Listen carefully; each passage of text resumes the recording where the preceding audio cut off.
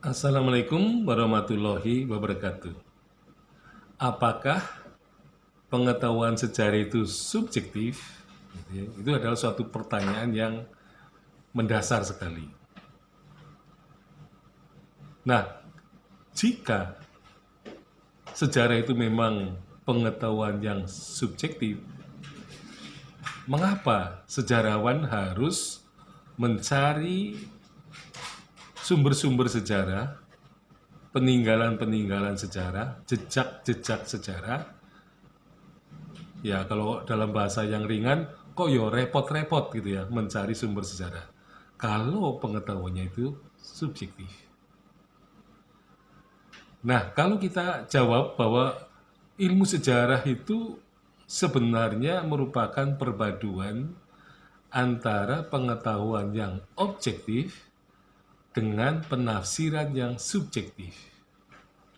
Artinya, sejarah tidak 100% objektif, tetapi juga tidak 100% subjektif. Nah, buktinya apa? Ya tadi, sejarawan masih mencari pernik-pernik peninggalan sejarah, ya, yang kecil-kecil, misalnya menemukan cincin emas, menemukan patung emas, menemukan kertas emas, menemukan kalung emas.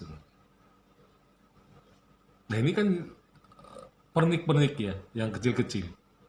Jadi kalau sejarawan memang ilmu sejarah itu subjektif, maka sejarawan sebenarnya tidak perlu mencari sumber-sumber sejarah.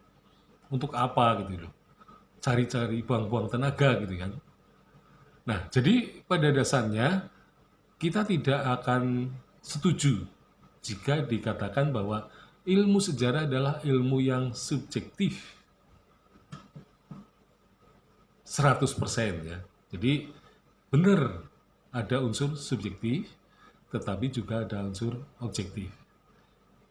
Nah, kalau sejarawan itu tidak mencari sumber-sumber sejarah, maka sebenarnya kita menulis sejarah secara a priori. Kenapa?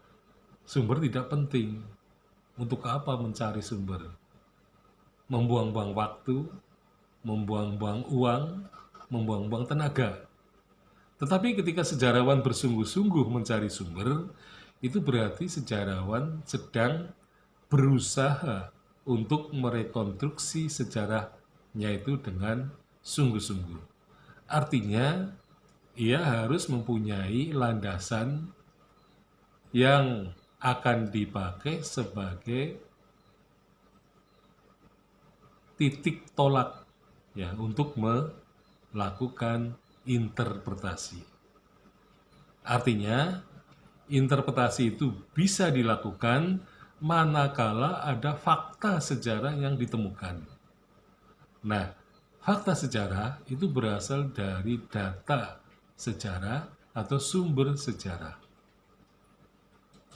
Nah, berarti apa? Sejarawan memang ketika mendapatkan fakta sejarah, maka fakta sejarah itulah yang bersifat objektif. Nah, karena dia objektif, dia tidak bisa berbicara tentang dirinya sendiri. Maka sejarawan itulah yang akan membunyikan fakta sejarah itu. Jadi fakta sejarah itu tidak bisa berbunyi sendiri, karena itu merupakan masa lampau yang sudah mati, terkubur, terlupakan oleh generasi sekarang. Bahkan generasi sekarang belum pernah menemui gitu ya, atau menemukan, atau belum pernah menghadapi. Nah, oleh karena itu justru generasi sekarang dalam keterasingan. Nah, tetapi sejarawan yang mempunyai kompetensi ya di bidang metode sejarah, tentu saja dalam menginterpretasi yang tadi diharapkan ahli sejarah juga ahli filsafat, maka interpretasinya itu akan lebih berbobot ya. Terutama karena dia mempunyai pandangan atau pemikiran yang luas dan juga pemikiran yang mendalam. Sehingga dilihat dari keluasannya dan kedalamannya, maka apa yang dilakukan dengan interpretasi ahli sejarah yang sekaligus ahli filsafat, maka memang disitulah unsur subjektif. Jadi karena sejarawan itu manusia yang mempunyai keinginan, mempunyai kehendak, mempunyai kesadaran. Nah, sehingga kesadaran dan kehendak-kehendak itu, ya katakanlah kalau dalam ukuran agama kita, setiap manusia punya nafsu, mempunyai keinginan-keinginan, gitu, mempunyai cita-cita. Nah, itu adalah sifatnya subjektif. Karena semuanya ini merupakan pilihan.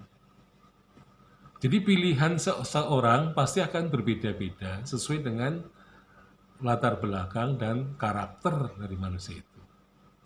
Nah, sejarawan pun ketika melakukan analisis, dia pun sebenarnya juga subjektif. Karena memilih, dan kalau milih pasti punya alasan-alasan. Nah, kalau dalam sejarah, alasan-alasan itu harus diilmiahkan. Alasan-alasan itu jangan alasan yang bersifat subjektif. Nah, meskipun subjektif, itu harus dibungkus seolah-olah itu adalah merupakan alasan yang objektif. Jadi kita pun seringkali ya melakukan semacam rekayasa ya, bahwa sebenarnya apa yang kita pilih itu memang semuanya subjektif. Tetapi kita seringkali menutupi subjektivitas kita supaya supaya kita dianggap melakukan suatu hal yang objektif. Jadi sebenarnya kita bisa berdalih apa saja supaya kita dianggap objektif oleh orang lain. Nah, itulah yang terjadi mengapa sejarah itu mempunyai pengetahuan subjektif, karena memang munculnya interpretasi itu memang dari subjek-subjek itu ya, yaitu sejarawan yang melakukan penafsiran terhadap fakta sejarah yang bersifat objektif. Sekian, Assalamualaikum warahmatullahi wabarakatuh.